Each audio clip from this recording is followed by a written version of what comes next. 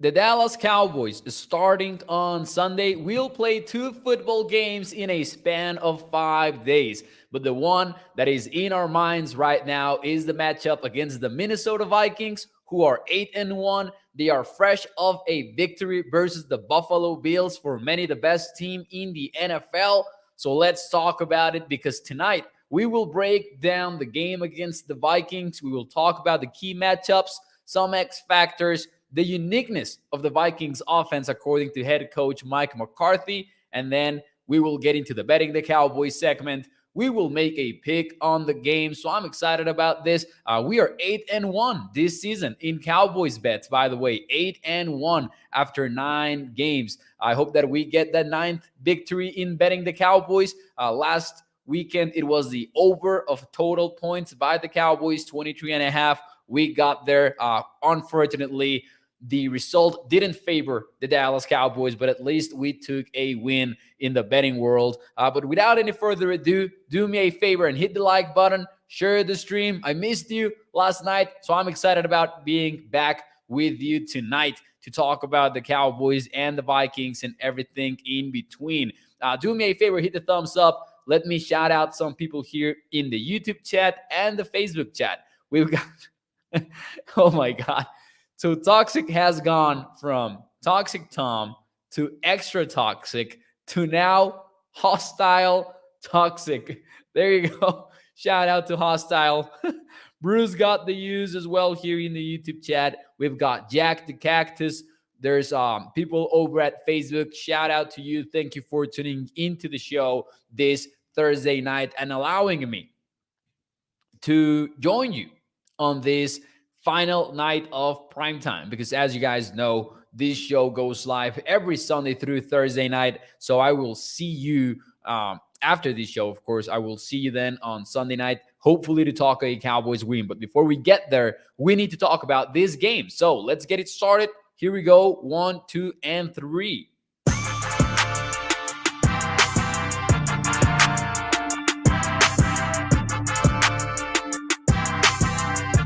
What is up, everybody, and welcome into ADZ Sports Dallas Primetime. I am your host, Mauricio Rodriguez, streaming with you live every Sunday through Thursday night at 8 p.m. Central here on Dallas On Demand Sports Talk Network, with a lot more content coming your way throughout the rest of the season. Make sure that you check out adcsports.com/Dallas. We've got new articles up there every single day of the week. And let me add something here really quickly. I had an article sharing three main points about offensive coordinator Kellen Moore and the positives that were lost in a tough loss versus the Green Bay Packers. Because you know how it is. The Cowboys lose a game, and then it's a cloudy week for the next 5 days. But there were a lot of positives to talk about, and I really wanted to get that off my chest.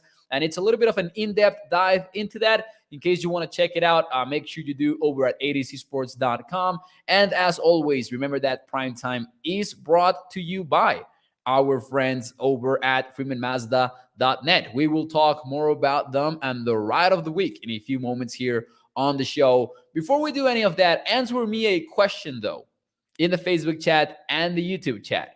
Are you scared or are you not scared of the Minnesota Vikings? Because I will tell you what, I don't know who the Vikings are. It is Thursday. I watched the tape. I looked over the statistics. I'm not sure I know who the Vikings are. And here is why. They're a tough team to figure out if you look at the stats. Let me know. Are you scared or are you not scared of the Minnesota Vikings? The big number, the elephant in the room, evidently, is their win-loss record. The guy, they're 8-1, and those wins include the Buffalo Bills. The lone loss is an early season loss to the Philadelphia Eagles, who were undefeated for 8 games, and they recently lost that title to the Washington Commanders. But hear me out. The Vikings are 19th in the NFL when it comes to overall efficiency, DVOA. They are 16th in yards per play. They allow 5.9 yards per play, which is 28th in the NFL. They're 8th in scoring points. They are 14th in points allowed. They are this random average team in most statistics. Name one stat, and chances are they rank around average. There are some in which they rank near the top, and we'll get into those, what makes them unique. But the Vikings are a tough team to figure out. I don't know if I'm scared of them or not. They're coming off a victory versus the Buffalo Bills on the road, while the Cowboys lost to the Green Bay Packers on the road, and the favorite are the Dallas Cowboys in the betting world. That's how weird this matchup is. So let's see. Let's see here how you guys feel about this one. Let's see. We've got Cowboys have the Vikings number, says Bruce. Even with a win, it wouldn't change my opinion too much of the season so far. I like I like Bruce's comment there. I don't know how much it can change. Hostile Toxic, says I am scared of the Dallas Cowboys. Joey Bella feels the same. He says exactly, and that's a very valid point. I think that as a team, I'm not that scared about the Vikings. However, it's not like we have seen a Cowboys team that has us feeling at a 10 out of 10 level of confidence. Shout out to Joey Bella. He says, Mauricio, look at my profile picture. Man, let me. Okay, I see it now. Man, these usernames and these profile pics are on fire over at YouTube. Shout out to you guys. You always make this show even better thanks to what you do in the chat.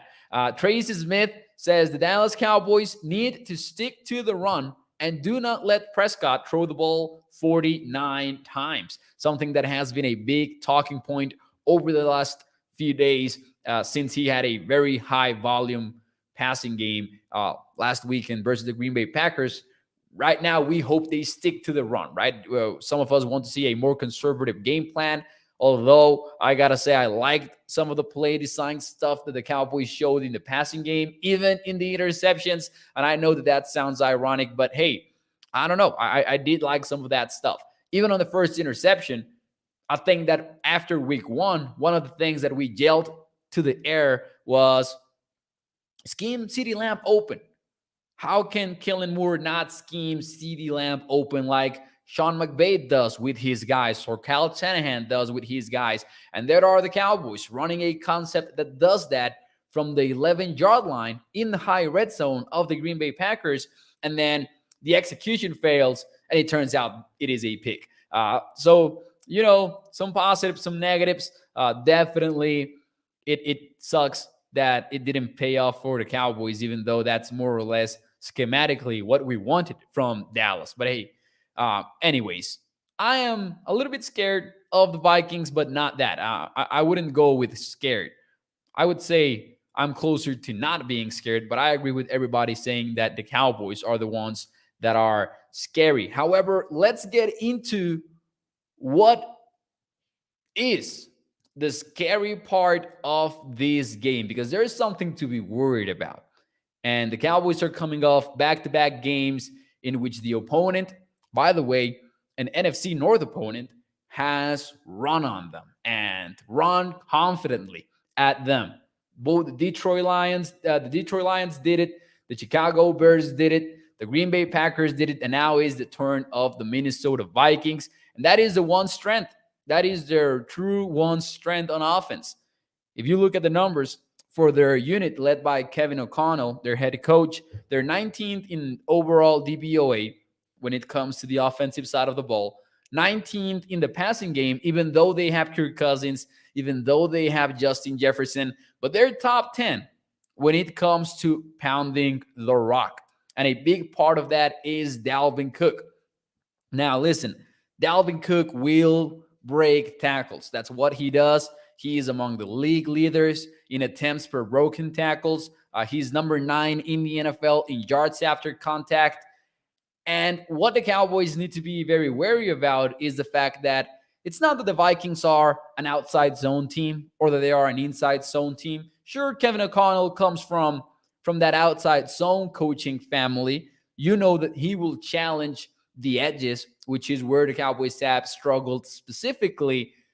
But also, the Vikings will throw all sorts of changeups at you on offense. So this will be a game about what the Cowboys have preached all week long: being disciplined, doing your job. Micah Parsons has talked about it.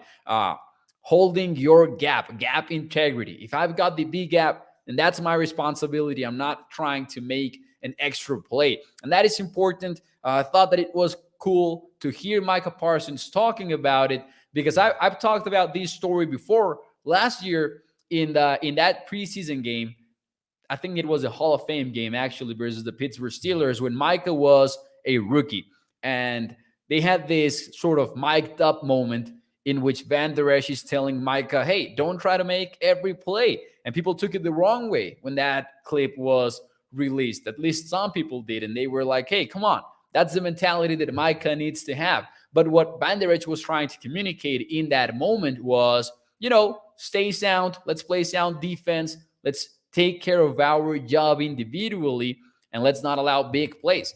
That was clearly the issue versus the Green Bay Packers. I'm sure that you've seen the clips that have gone viral by now. Brian Baldinger had a clip on this.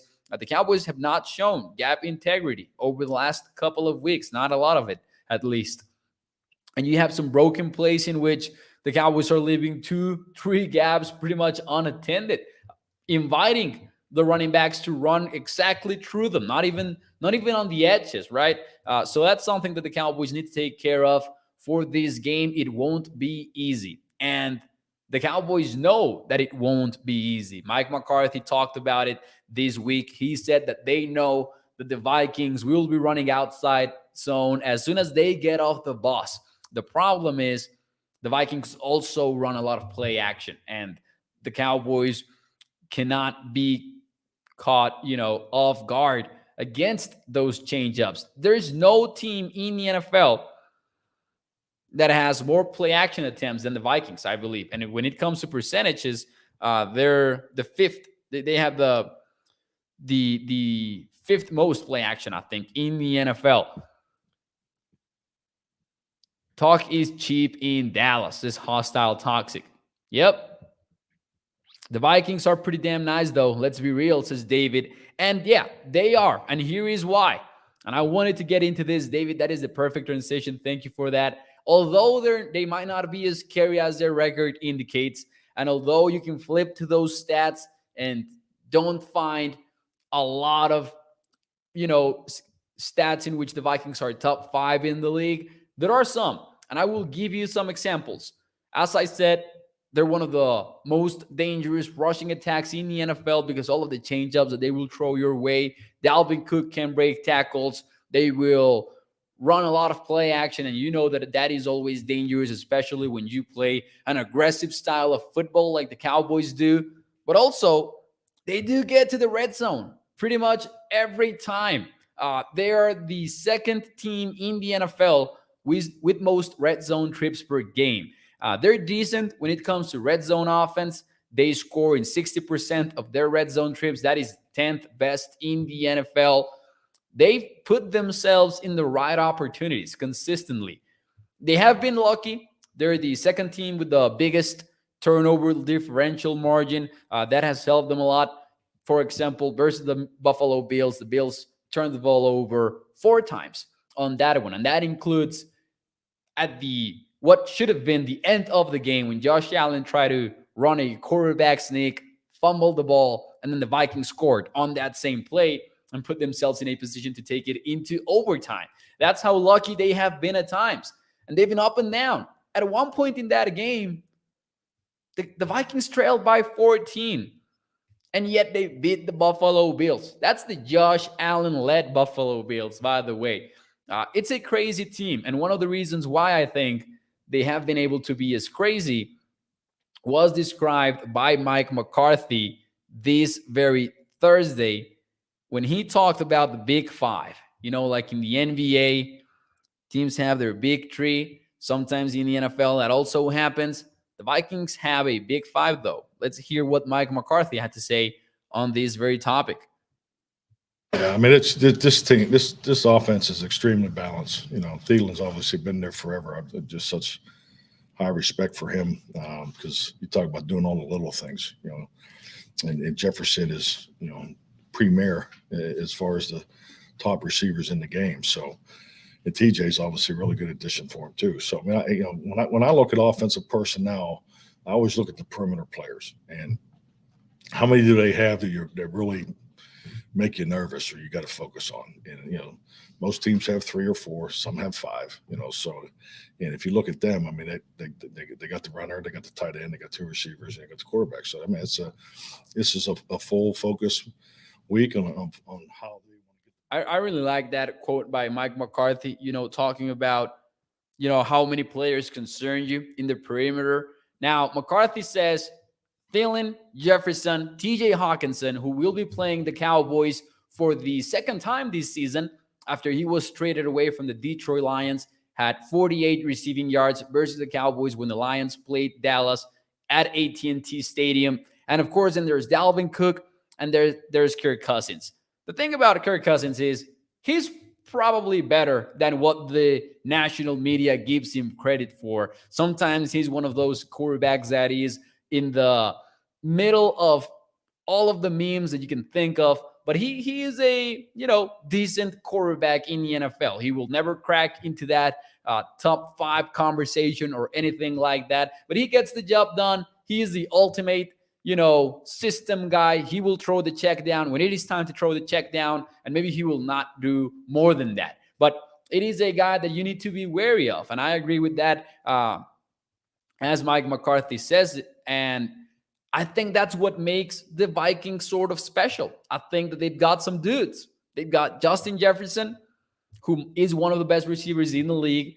They have Adam Thielen, who might be among the very best number 2 wide receivers in the NFL.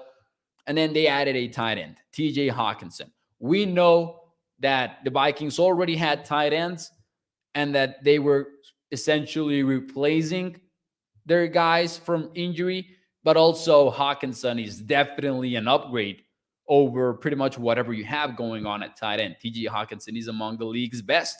He might not be in that Kelsey conversation, in that Waller conversation, Kittle, but he is a very good tight end in the NFL. And then you add Dalvin Cook. It's a dangerous team.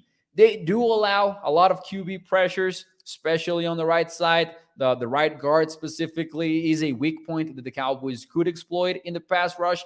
And Christian Darrisaw was dealing with a concussion this week. He did not practice on Wednesday, was limited on Thursday. I was really, imagining a scenario in which Darrisaw was not able to go on Sunday, and that would spell big trouble for the Vikings, because I think you don't want to face Parsons and Lawrence. Lawrence, who, by the way, has not practiced this week yet and probably will not practice since Dallas doesn't officially practice on Friday, and then they quote-unquote practice on Saturday. None of us know what that looks like. Probably not a real practice, more like a walkthrough, I would guess. But I would just say, if Darrisaw is not ready to go, that is some trouble for the Minnesota Vikings. Looks like he will be ready to go, though. Looks like he will. Big game for the Dallas Cowboys, for sure. Beating an 8-1 squad would be huge for Dallas. I think it's pretty much a question of, do you have the guys? Can Trevon Diggs survive the Justin Jefferson test? More than survive it, I would ask, is he going to shadow Justin Jefferson? Not something that the Cowboys have done historically with Trevon Diggs, but I wonder if this is the game in which you want to do that, because the Vikings will be trying to get Justin Jefferson in as many looks possible versus Darren Bland on the inside. Or if Anthony Brown, for some reason, is not ready to go, they will try to get him lined up against Anthony Brown, who hopefully is back for Sunday. Brown is probably the most important name on that injury report right now, even though he doesn't get that respect a lot of the times. But hey, I think that Cowboys Nation found out the tough way how important an average player can be on your lineup, even if he's not among those top tier players in the game. Now, Can Jaron Kear stop TJ Hawkinson? Can the linebackers not miss the tackles versus Dalvin Cook? For all that we talk about the game plan and the X's and O's, and I love talking about that stuff, this one to me feels like a question of do the Cowboys have the horses to stop the Vikings on offense? I think that they do. I think that they can win that battle up front in the trenches, even though the Vikings have a decent offensive line. It's probably not as good as the Green Bay Packers, for example. I think they have an edge there. And then on defense, of course, talking about the defensive side of the ball here, they need to set the edges. Micah Parsons talked about it once more this week, which kind of gives us an idea that he might be focusing on that defensive end position instead of linebacker, which was his primary spot on Sunday versus the Green Bay Packers. You probably want Micah up front where you can get him more involved. We were talking about this possibility last week. I think it's a conversation once more. Even if Micah is not the best edge setter, because I don't think that if you're pointing out Micah Parsons' biggest strengths, setting the edge will not be a top 3 thought for you. Might as well have Mike in there. Might as well play him where he can rush the quarterback. Otherwise, you're playing him at linebacker, and it's not making your run defense any better, apparently. I would much rather have a lineup made up of Banderesh.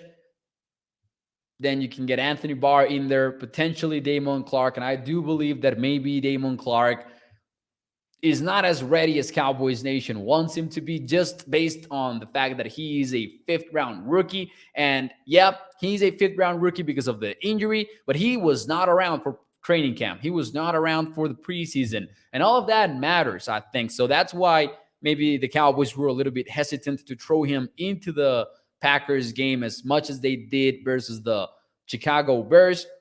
Overall, I just think that we see a move from Micah to the defensive line where he can do some damage in the pass rush, even if he is not the best edge setter in the NFL or in the Cowboys even. Let's see. Shout out to 6 to Midnight. Shout out to Jack over at YouTube as well. Larry, thank you for being here. Nick says, is it too early to say that Daniel Jones is better than Dak Prescott?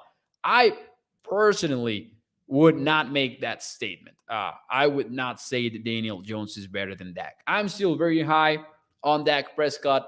I understand the complaints and everything and the frustration out of the situation that occurred last weekend, but I'm still very high on Dak Prescott. Honestly, I think that he's still a guy that can read the heck out of a defense, pre-snap specifically. I think that we've seen some improvement in his post-snap reads as well, which was an area of concern in 2021. I think that he's accurate. I think that he's more accurate than people give him credit for. Mike McCarthy was talking about this weekend. I see a lot of comments on social media, especially when the games are ongoing, that complain about Dak Prescott putting those footballs low and near the ground. And Mike McCarthy was talking about that being how they're teaching him to throw the football to keep his players safe. And that is nothing new in the NFL. That's why you see Tom Brady make those throws and why we saw Peyton Manning for years make the same throws. I think that Dak is really far from being a top concern for the Cowboys. And I think that Dak is 100% better than Daniel Jones. I believe that Parsons is going to have a sack, says Rudy Garza over at Facebook. Maybe 2 versus the Vikings. Hey, hopefully he is due. Shout out to Larry over at Facebook. How did we manage, says Hostile Tom. How did we manage to have 2 linebackers that have neck issues? Hey, that's love it or hate it. That's what the Cowboys do, right? I know mostly we don't like it, but I will tell you what, one of them, injuries or not, has been a very serviceable starter in 2022 and for multiple years now. This is his 5th year in the NFL. And then the other one, at least,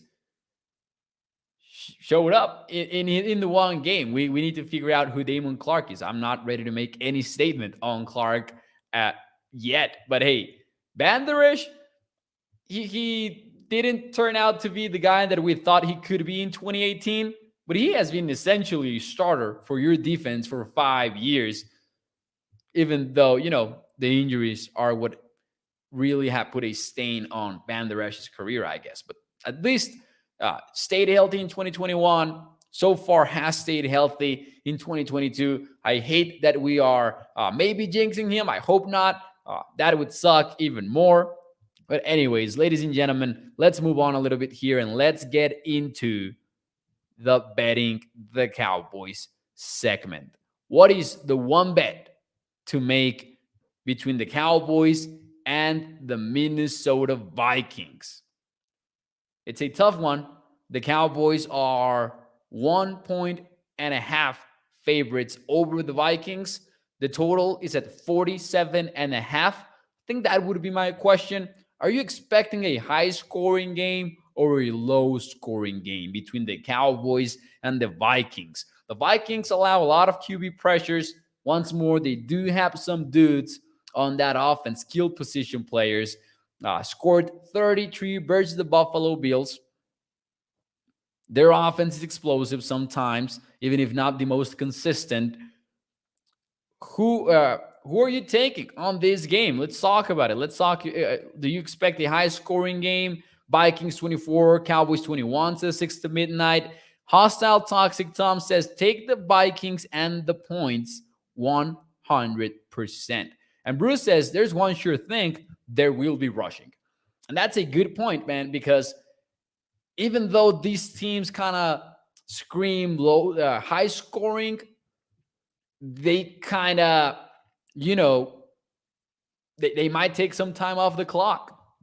Vikings until someone stops them, says Jeff. All right, give me your scoreboards. Let's get it. Drop your scoreboard in the comments, whether you are watching on Facebook or YouTube. And while you do that, and before I give you my one bet to make and my pick for this game, let me talk to you about our friends over at freemanmazda.net, because the ride of the week is the 2022 Mazda MX-5 Miata Sport. This one is a special one. It starts at $29,560. It's got Apple CarPlay / Android Auto, but also it's got a convertible roof and it's got manual transmission. It's got a keyless entry. You push to start, blind spot monitoring, and a miles per gallon capacity of 26 when you are in the city. That goes up to 34 when you are in the highway. Make sure that you check it out over at freemanmazda.net. Check out the pictures of the vehicle outside and inside. It is a beauty of a vehicle. And as always, remember that when you choose Freeman Mazda, you are choosing a lifelong partnership with your car dealer, a family-owned business for over 65 years. You get an A-plus customer service. So make sure you check it out over at freemanmazda.net. Man, I love it. I love it. I think this is the first week. I think this is the first week that I've seen as many Vikings predictions or rival predictions. Usually the chat is very pro Cowboys, but I see some Vikings predictions around here. We've got Hostile going with 28-20 Vikings. Jeff goes with the Vikings 31-24. Joey Vela says, you know what? Nah, 24-7. 6 to midnight not only predicts a loss on Sunday, he predicts a loss after that on Thanksgiving. Jack says, if I was betting, I would take the Vikings, but I am a Cowboys fan. Oh my God. I just saw Jack's picture, man. I just saw Jack's pick. 38-28 Dallas is Jack. Mo, can the Mazda MX-5 stop the run? Hostile Tom, the Mazda MX-5 can do anything that you ask it to do. It can rush the passer. It can establish the run, even though that is not really a thing. It can, get explosives, 6 yards per carry, all of that.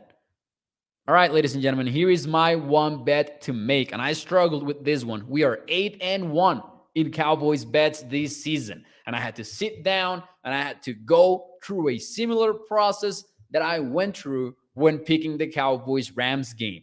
I think that has also been one of the most difficult games to predict this season. I looked at the numbers and I was very cold with it. And I looked at the Cowboys game. Let me show you something. I spent more time than I'm proud to admit drawing every third down play of the Dallas Cowboys, going to the board, really watching the tape to get an idea as to what the Cowboys were doing on third down, because that was my biggest area of concern. I think that the Cowboys, I think that we might be overreacting a little bit to the loss to the Green Bay Packers, and I understand why. But my one bet to make has to be Cowboys minus 1.5. Statistically, even including the loss to the Green Bay Packers, even including the tough game versus the Detroit Lions, the Cowboys have been a better team in DVOA over the last few weeks than the Minnesota Vikings. Now, they have better numbers. I think they have the better defense. I think that they can win the battle in the trenches. I am concerned about specific things. I am concerned about the prospect of Anthony Brown potentially not playing, even though I'm optimistic that he will end up playing. I'm concerned about Dalvin Cook for obvious reasons. But I think that the Cowboys maybe not make a statement, because I don't think that we should overreact to beating the Vikings. I'm sure some people will, though. But I'm taking the Cowboys. I just think that overall they're the better team in this one. I think they've got the better quarterback too.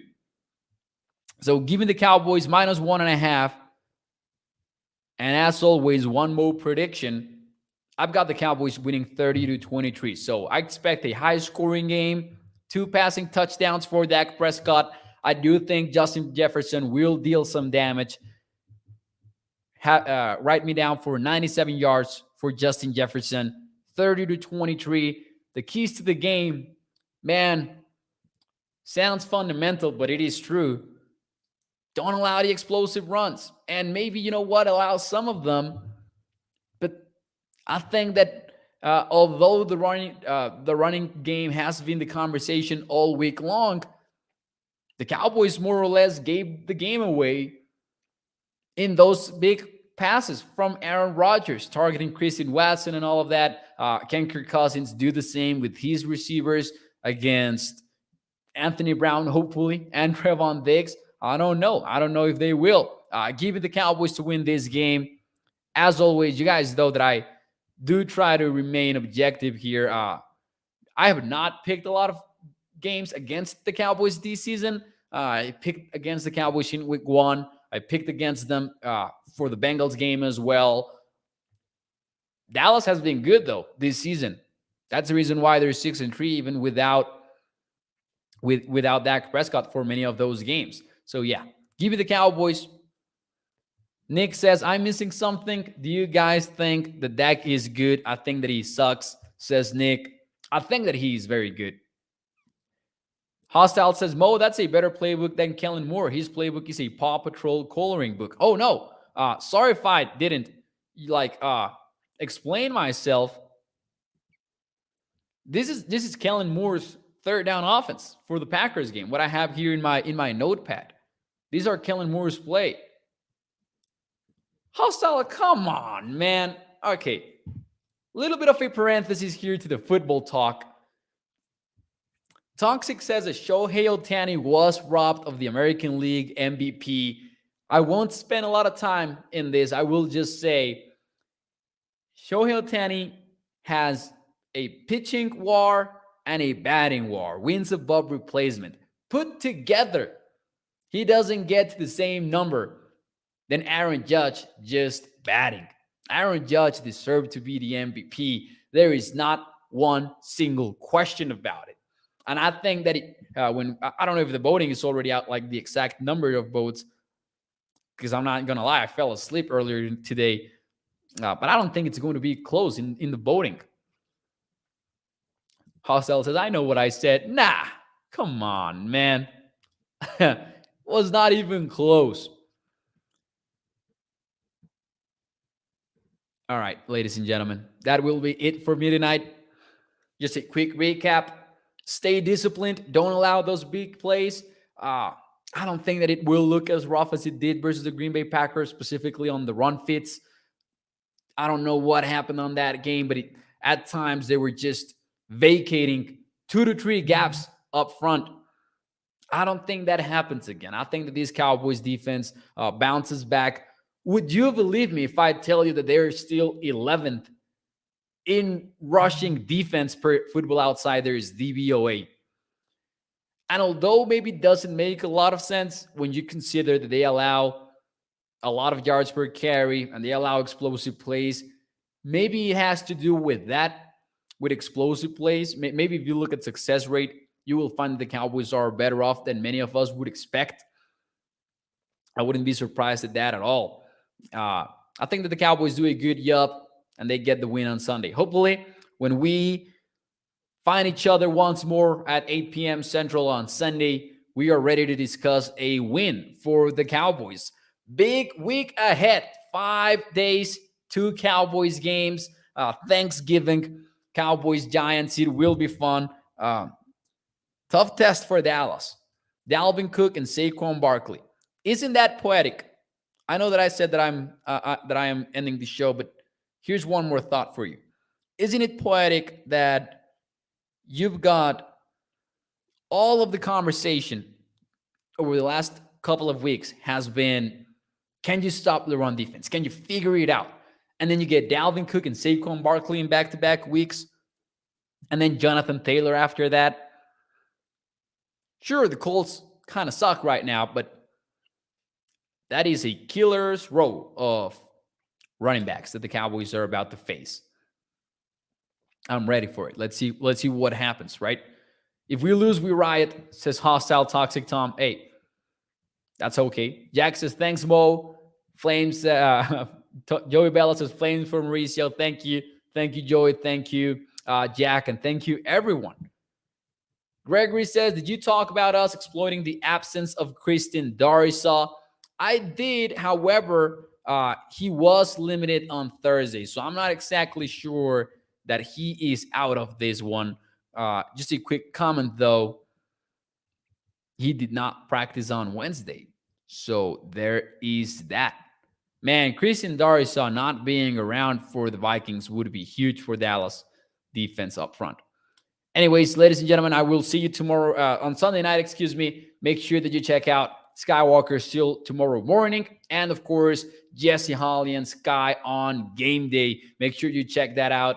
Enjoy your Thursday night. Hit the thumbs up. And I will see you el domingo. Nos vemos. Adiós.